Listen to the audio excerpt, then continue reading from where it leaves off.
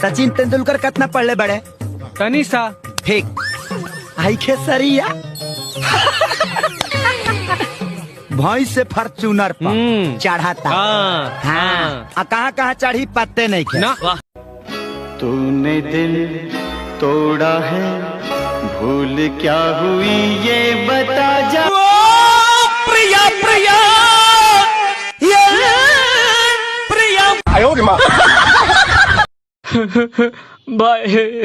भैया रे कहा रे भाऊजी नु आँख मारत लो कहा हमारा के बोल बे झूठ उ तो आन्हर बिया रे।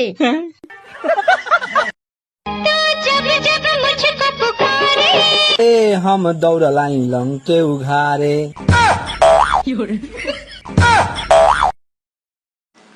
ए जी सुनिए ना। सुनाइए ना। 1000 रुपये के एक जूती खरीद दीजिए ना। 1000 रुपया के। चल तैयार हो। मार्केट मंदिर मंदिर पर चप्पल जूता के कमी थोड़ी होला, जो नीमन लागी पहन के चल है। मिली नाही मजा राजा ऐसन पनीर में, ऐसन स्वाद नाही मिली त कबीर में। आके तो नीची खड़ा। कृष्णा कल होमवर्क करके नहीं लाया तो मुर्गा बनाएंगे।